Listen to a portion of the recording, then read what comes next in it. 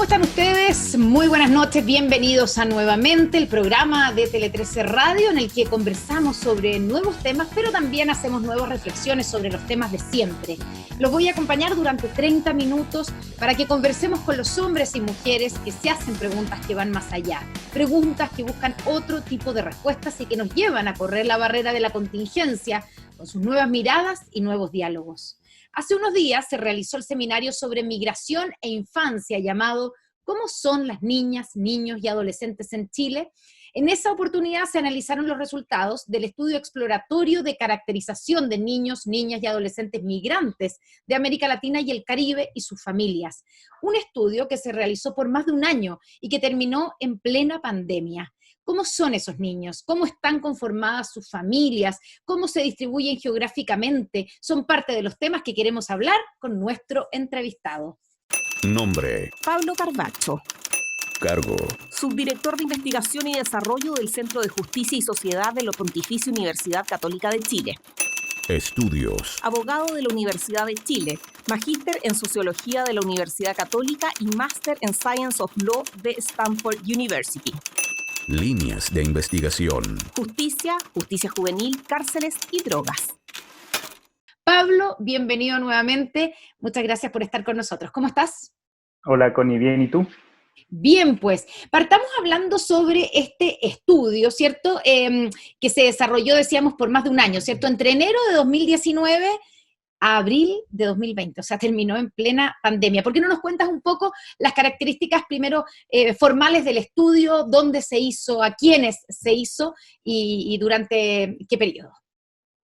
Bueno, lo primero que tengo que decir es que este es un estudio que se hizo gracias a un consorcio que se conformó. Este consorcio lo incluía la Fundación Colunga, UNICEF Chile y la Fundación World Vision y nosotros, Centro Justicia y Sociedad de la Universidad Católica, que además éramos ejecutores y gracias al financiamiento de esas partes y a nuestra ejecución fue posible este estudio. El estudio es un estudio, yo diría, bastante innovador porque lo que hicimos fue, entre otras cosas, una encuesta con una muestra espejo, que se llama. La muestra espejo lo que hace es tomar un grupo de la población, que en este caso era nuestro foco de estudio, que era la población que migra a Chile con un énfasis en los niños, niñas y adolescentes, pero al mismo tiempo tener una mirada de la población chilena similar, comparable. Por lo tanto, una muestra de la misma cantidad de niños, niñas y adolescentes, pero no migrantes. Exacto, una muestra comparable, más que de la misma cantidad, pero comparable. ¿Por qué? Porque queríamos ver las brechas, cómo andaban las diferencias entre un grupo y otro.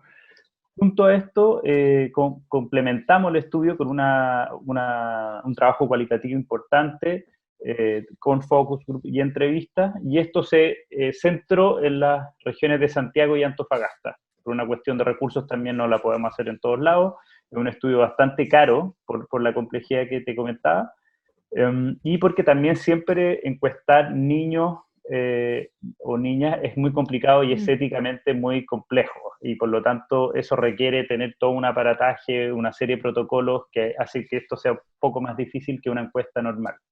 Las regiones elegidas, que es la metropolitana y Antofagasta, me imagino que en el caso sobre todo de la metropolitana es donde hay más población migrante, y Antofagasta porque también se ha convertido en una de las regiones que ha recibido a más migrantes, ¿o no? Efectivamente, nosotros seleccionamos estas regiones porque tienen la mayor presencia de migrantes, pero además seleccionamos las manzanas censales, esto lo hicimos en base a información del censo, donde sabíamos que había una mayor cantidad de población migrante, por lo tanto fuimos a las casas o a los barrios, a los cuadrantes donde sabíamos que existía una buena proporción de población migrante. Y en el caso de la región metropolitana, ¿qué barrios son esos?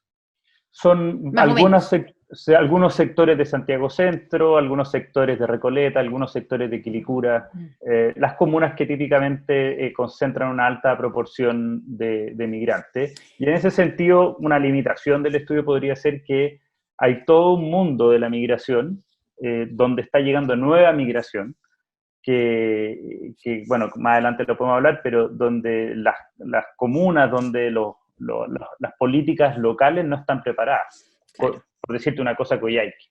Coyhaique tiene una alta población que jamás hubiera esperado y y por lo tanto no estaban muy preparados para recibir toda esa población que ha migrado para allá.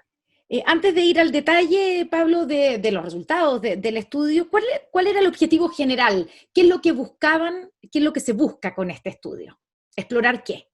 Sí, el estudio, mira, a grandes rasgos los estudios sobre migración pueden ser de tres tipos: los que se enfocan en la etapa previa a la migración, es decir, miran las causas, los movimientos políticos que hacen que migren de un lado a otro, etc.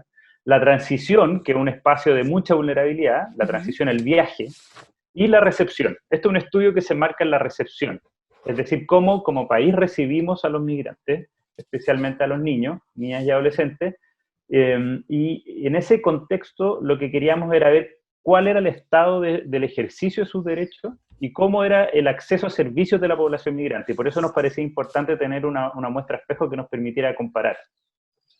Claro, y cuando tú dices que se concentra, ¿cierto?, en la recepción, pero igual en el estudio pasan de alguna manera, porque es inevitable, por las etapas previas, por la premigración, porque en el fondo, para que un niño, niña o adolescente llegue a nuestro país como migrante, tiene que haber pasado por esas etapas, o lo más probable es que haya pasado por una premigración que tiene ciertas características y por una transición, por un viaje que es más traumático o menos traumático dependiendo digamos, de cómo se hace, ¿cierto? Y finalmente de la recepción. ¿Qué es lo que pudieron percibir o captar de lo previo, antes del cómo recibimos nosotros los chilenos, de los niños, niñas y adolescentes que llegan a nuestro país? ¿Son de un solo tipo? ¿Todos hacen un viaje más o menos parecido? ¿Vienen de los mismos lugares? ¿Cómo es? Sí, nosotros, como este era un estudio que se enfocaba sobre todo en la recepción, indagamos algo en la fase previa a la migración, pero no profundizamos en eso, pero podemos decir algunas cosas que sobre todo rescatamos de la fase más cualitativa de la entrevista. Y también tenemos algunos datos de los motivos de migración. Pero quizás lo central es decir que la migración, como fenómeno, uno tiende a pensarla desde el momento en que se recibe, desde que se llega, pero los cambios, sobre todo en la vida de los niños y de las familias, se da obviamente desde el minuto que se empieza a preparar el viaje, ¿no es cierto? Se empieza a preparar el proceso de migrar. ¿Por qué? Porque generalmente, en la gran mayoría de los casos, esta migración no es de núcleo familiar completo.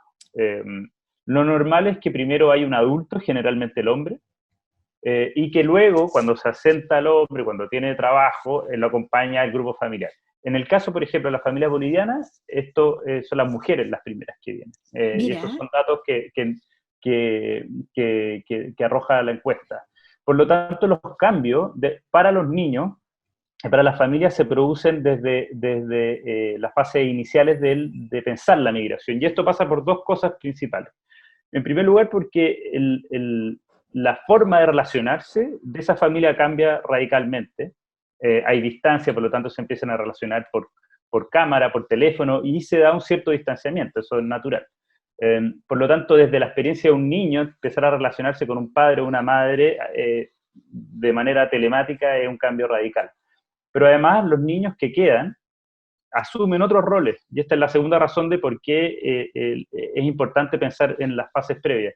Asumen otros roles porque generalmente tienen que cuidar a hermanos menores, o tienen que asumir ciertas tareas domésticas, o tienen que incluso trabajar como no lo habían hecho antes para suplir la falta de ingresos. Por lo tanto, la fase previa dice mucho también de cómo llegan las familias, y en ese sentido las variedades de experiencia entre las distintas nacionalidades son gigantes. Por decirte algo, las primeras olas de venezolanos llegaron por avión, eran personas con mayores recursos, con mayores niveles educacionales, y las últimas olas lo hicieron luego de semanas de viaje por tierra. Y eso también, ¿qué significa? Que Chile recibe a un niño que viene en peores condiciones, viene con problemas de salud, alimenticio, etc. Y cuando llegan, ya llegamos a la recepción, además, muchos de ellos de manera irregular y por lo tanto tienen que someterse a la arbitrariedad o a las regulaciones del país que han ido cambiando, además, en este periodo que ustedes estudiaron. El momento de la frontera... ¿Cómo es esa primera entrada, esa experiencia? Sí, la frontera que se llama Mm. para indicar este momento en que la persona que migra se enfrenta al Estado chileno, por decirlo de una manera, Claro. es bastante, yo diría, en el último tiempo se observan signos bastante claros de arbitrariedad. Eh, el rol del funcionario de frontera, el personaje que está pidiendo los papeles, del personal de la Policía de Investigaciones, es bastante crítico porque puede tomar decisiones que son muy relevantes para la vida de una persona o de una familia. Y ese poder, ese excesivo poder, se hace notar, por decirlo Como de que, alguna por manera. ejemplo, Como exigencias de mm, documentos que son totalmente infundadas, como el descriterio respecto de familias que vienen arrancando de situaciones políticas, que por lo tanto dejarlo o devolverlo, entre comillas, es un acto no solo de arbitrariedad, sino un acto de inhumanidad, y claro. también, yo diría, la vulneración de la normativa internacional respecto, por ejemplo, de los derechos del refugiado. Los refugiados tienen un estatus distinto al migrante y deben ser recepcionados en principio por el Estado. Y eso, sobre todo de los niños, ha sido vulnerado muchas veces, y el estudio muestra cómo la frontera es un espacio de alta arbitrariedad, de exigencia, de demora, de papeles, por ejemplo, no aceptar papeles vencidos, algo que es absurdo en estados que están totalmente débiles, que no se le puede pedir que una persona que viene viajando hace semanas tenga el papel al día, por El decirlo. día, claro. Pablo, Entonces, hay y esa es la muchas. sensación a raíz de, digamos, de las conversaciones que ustedes tuvieron con estos niños, con estos menores. ¿Es por desconocimiento, ignorancia de ese personal que está en la frontera, falta de preparación, o simplemente, digamos, instrucciones de que se le haga difícil la entrada a los migrantes?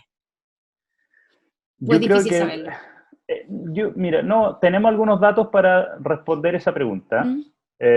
Las personas que más sufren, por decirlo de esa manera, la discriminación o la arbitrariedad son las personas afrodescendientes, y eso el estudio lo Ah, muestra mira. claramente. Cuando uno compara los problemas que se vienen en frontera respecto a población no afrodescendiente, es decir, personas blancas o mestizas, las tasas son muy superiores para personas afrodescendientes, y por lo tanto esto afecta principalmente a haitianos y a alguna parte de la población colombiana que emigra a Chile. O sea, hay Entonces, una discriminación racial ahí evidente. hay una discriminación, los datos dan cuenta de eso evidentemente. Hay una discriminación, hay una manera o una forma de entorpecer esta fase de la migración respecto de la población afrodescendiente, que generalmente en muchos casos también presenta menores niveles educacionales. Por lo tanto, puede haber también algún componente de falta de preparación de la migración, de documentación, etcétera. La migración que ha llegado en el último tiempo es más precaria, está más vulnerada, por lo tanto viene peor preparada también. Por lo tanto, se combinan todos estos factores para que la frontera sea un espacio decisivamente complejo para ello, y yo te diría que además el cambio de tono desde el gobierno central respecto a la migración también ayuda de manera negativa que el funcionario de primera línea enfrente estos casos con otra perspectiva, de manera más intolerante o con mayor arbitrariedad. Y eso se refleja claramente porque ha habido un cambio en el tono y ha habido también un cambio en las reglas. Estoy pensando en esa visa que se ofreció en algún minuto a los venezolanos, ¿cierto? Que era una visa como de refugiado político, pero que una vez que llegaban aquí, después de varias semanas de estar viajando y recorriendo América Latina completa, se daban cuenta que ya no era válida, o tenían que cumplir con ciertos requisitos que no cumplían. Bueno, ese es un caso bastante paradigmático, porque ese es una visa que se establece tomando en cuenta el contexto político de la migración venezolana. Los datos muestran que, en general, cuando uno encuesta a las familias migrantes, la motivación es principalmente económica.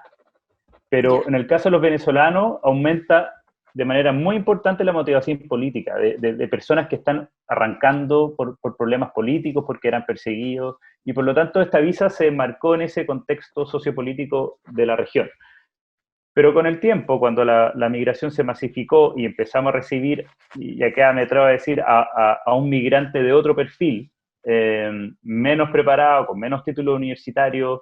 La política migratoria, la práctica migratoria más bien, cambió. La política era la misma, pero la práctica cambió. Y eso fue muy evidente porque un tipo de visa que estaba disponible, de algún minuto a otro dejó de estarlo de manera bastante arbitraria. Estamos conversando con Pablo Carvacho, subdirector de Investigación y Desarrollo del Centro de Justicia y Sociedad de la Pontificia Universidad Católica y uno de los autores de quienes participaron en el estudio exploratorio de caracterización de niños, niñas y adolescentes migrantes de América Latina y el Caribe y sus familias. Pablo, entremos de lleno a la recepción, en cómo recibimos a los migrantes, a estos niños, niñas y adolescentes. Y ahí el estudio es muy amplio y se mete en los distintos aspectos, ¿cierto?, de cómo estos niños se integran en la vida en Chile y dónde se producen los choques culturales o no. Hay primero una de los aspectos que se subraya en el estudio, es que existe un choque cultural de cómo los migrantes crían a sus hijos, ¿o no? Sí, eso surgió... ¿De dónde viene eso? Es muy interesante esa parte. El terreno cualitativo mostró esta gran diferencia que se veía en varias nacionalidades, no era una sola nacionalidad, y se hablaba mucho de lo liberal que era la crianza de los niños chilenos respecto de los estándares que se manejan en países como Perú, Colombia. Recuerdo específicamente estos dos casos de entrevistas concretas y que surgía mucho respecto de estos países, respecto de las salidas, del tiempo de llegada, del nivel de control que se tiene sobre los hijos. Hay un choque cultural importante en la forma en que se cuidan a los hijos o desde cuándo se entiende que son grandes los niños. Por ejemplo, esta idea de pololear, me acuerdo una cita perfecto que le parecía que era desde tan chico en Chile, que se podía pololear desde tan chico. Entonces, hay un choque cultural importante respecto de la crianza, de la forma de entender el cuidado de los hijos, respecto a cómo, y Chile en ese sentido se ve mucho más liberal, algo que me llamó bastante la atención.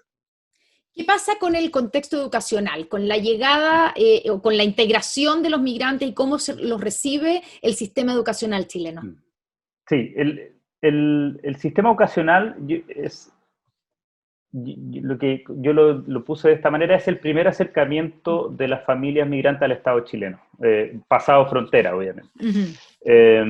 Si en algún minuto típico que se decía que los carabineros, la comisaría era como la puerta de entrada al Estado chileno, cuando el migrante ya está en Chile, la puerta de entrada al Estado es el sistema educacional.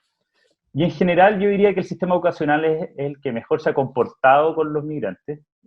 Tiene una serie de políticas que han servido mucho, como el identificador provisorio para la educación, el IPE, que ha permitido que las personas, los niños puedan ingresar a un mundo escolar, pero además una serie de beneficios que entrega la escuela: alimentación, tratamiento dental, de salud, etc. Por lo tanto, yo diría que el sistema educacional ha estado bien, ha funcionado, pero se tiene que fortalecer, entre otras cosas, porque hay una serie de políticas,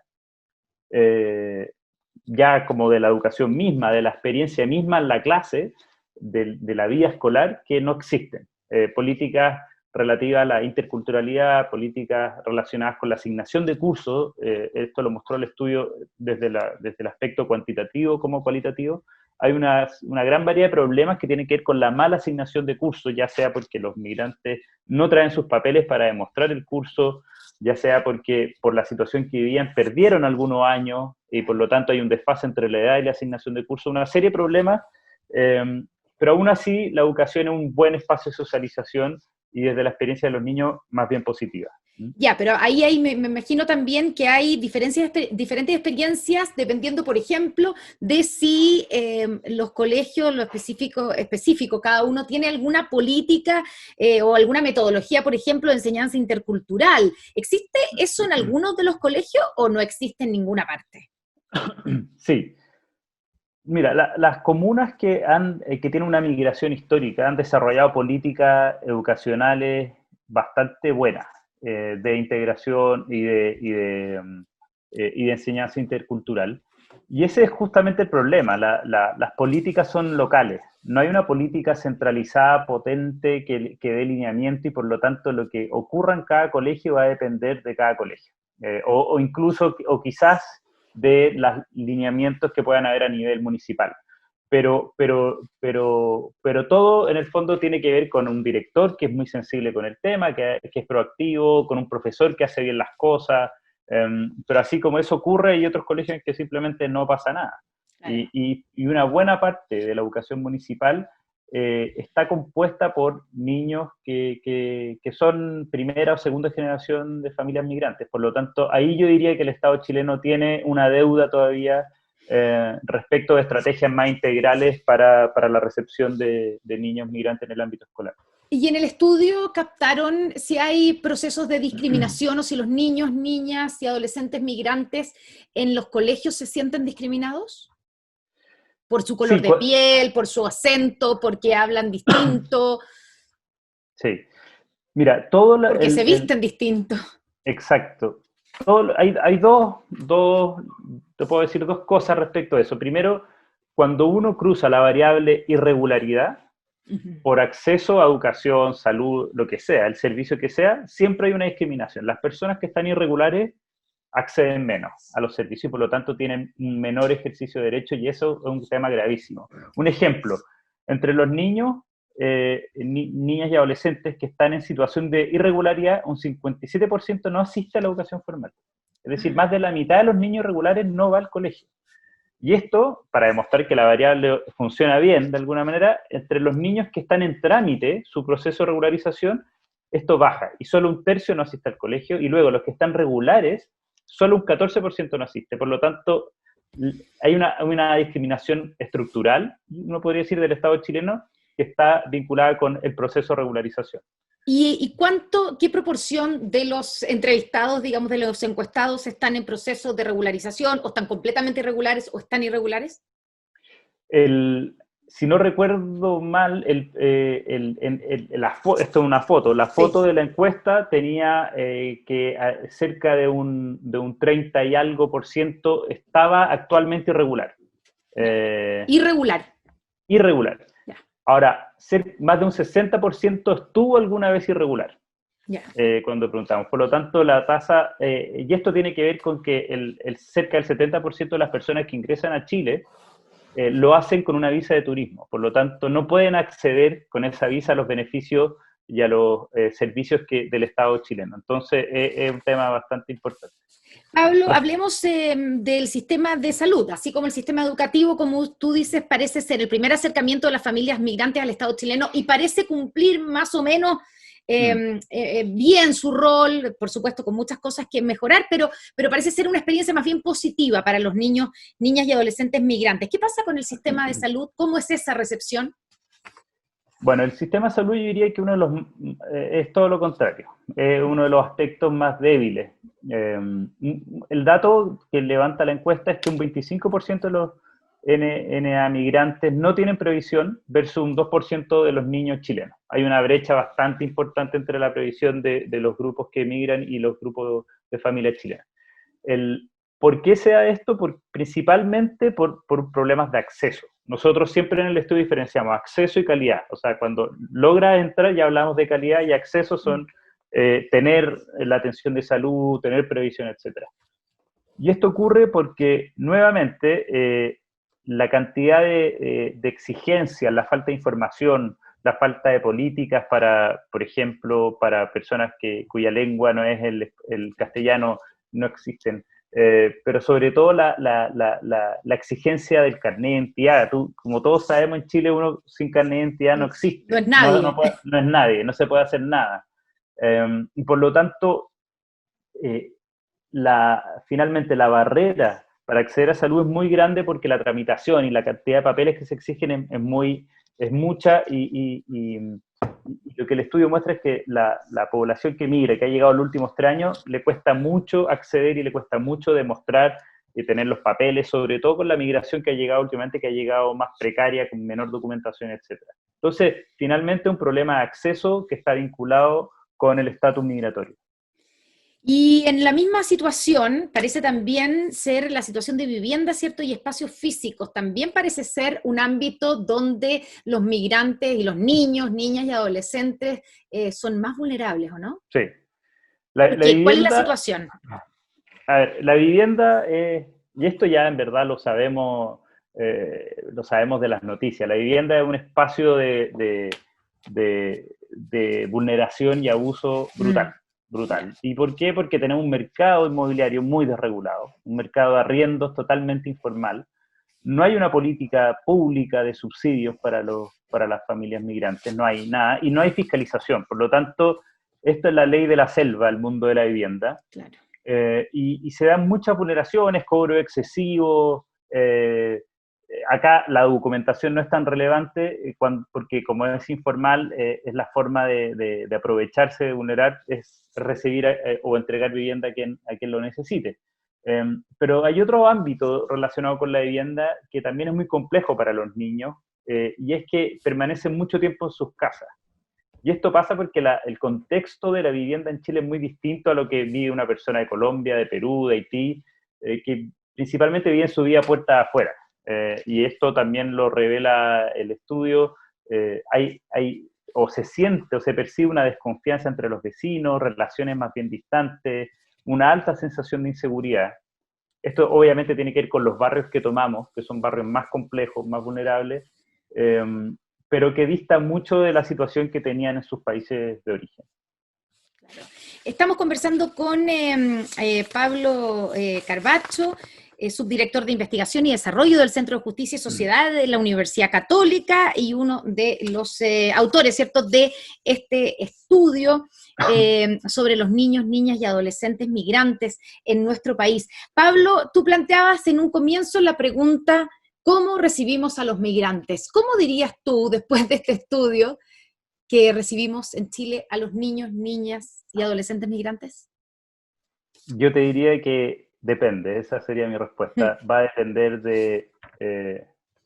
del color de la piel, va a depender del nivel educacional, va a depender de su estatus migratorio. Por lo tanto, no solo recibimos de distinta manera las distintas nacionalidades, sino que recibimos de distinta manera a distintos grupos de las mismas nacionalidades. Hemos recibido a distintos venezolanos, recibimos a distintos colombianos, dependiendo de si son afrodescendientes o no. Y eso ocurre con migrantes no latinoamericanos. El migrante europeo es un extranjero, no un migrante. Es de esas cosas del lenguaje que hacen toda la diferencia. Por lo O tanto, sea, si viene de Europa es extranjero, si es viene de extranjero, Latinoamérica es migrante. es migrante, exacto.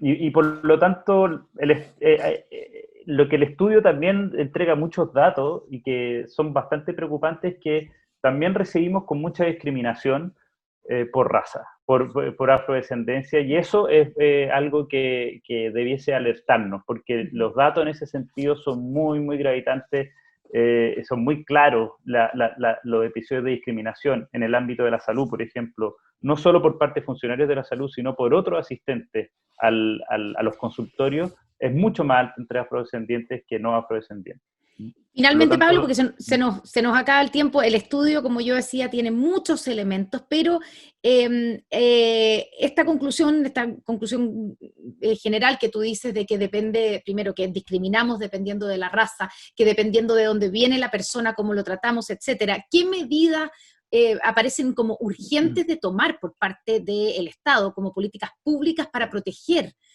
a esos niños, niñas y adolescentes migrantes? hay un ámbito muy general, que es la creación del sistema de garantías para la niñez, que es una ley que no habla en particular de la migración, pero sí habla de toda la niñez, y por lo tanto cubre entrega garantías para todos los niños, independientes de su condición socioeconómica, estatus migratorio, nacionalidad, etc. Y ese es un primer paso fundamental porque nos da un paraguas. Más en particular, actualmente se está discutiendo la ley de migración y se ha avanzado bastante, pero hay algunos puntos todavía en donde el gobierno se ha resistido a hacer algunos cambios, indicaciones que apuntan principalmente a escuchar la voz de los niños en ciertos procesos como el retorno de los niños no acompañados. Y ahí estamos varios grupos de la sociedad civil, nosotros como centro estamos tratando de empujar las cosas para que eso no se apruebe como está planteado actualmente. Y en términos más generales, todo lo que se puede hacer en términos más administrativos para apurar, para hacer más eficientes los procesos de regularización migratoria es fundamental, porque la gran conclusión de este estudio es que el acceso a servicios y el ejercicio de derechos en Chile está mediado por la situación migratoria. Y eso, la regularización en ese sentido pasa a ser un elemento clave. Sin eso las personas simplemente no acceden o les cuesta mucho, pasan por 1 o 2 años en que no pueden acceder a los servicios y por lo tanto no pueden ejercer sus derechos. Perfecto. Hemos llegado a la parte de nuestro programa que se llama la sección El Recomendado. Pablo, si hay alguien que está interesado en conocer más detalles de los temas de los que hemos pasado por esta media hora de conversación, ¿qué recomendación nos puedes dejar? Puede ser un paper, una página web, el mismo estudio, hasta una película que tú sientas que pueda abarcar estos temas. Bueno, no puedo sino recomendar que lean el estudio. El estudio está disponible en la página web del Centro Justicia y Sociedad, que es justiciaysociedad.uc.cl. Ahí está el estudio, el informe completo, están algunos resúmenes ejecutivos, temáticos, y ahí se pueden informar en detalle de este estudio que entrega una serie muy importante de datos. Y complementando con eso, también me atrevo a recomendar el estudio que hizo el Centro de Estudios Públicos sobre migración también, que entrega datos muy interesantes y muy en línea con lo que entrega este estudio también. Exactamente. Buenas recomendaciones entonces. Sí, yo me leí las dos recomendaciones que diste y la verdad es que me sumo a la recomendación. Pablo Carvacho, muchas gracias por esta conversación. Muchas gracias a todos ustedes que nos acompañaron a través de Instagram TV y por supuesto que nos escucharon a través de la 103.3 FM. Que tengan un muy buen fin de semana. Muy buenas noches, Pablo. Muchas gracias. Gracias, Connie. Que esté bien.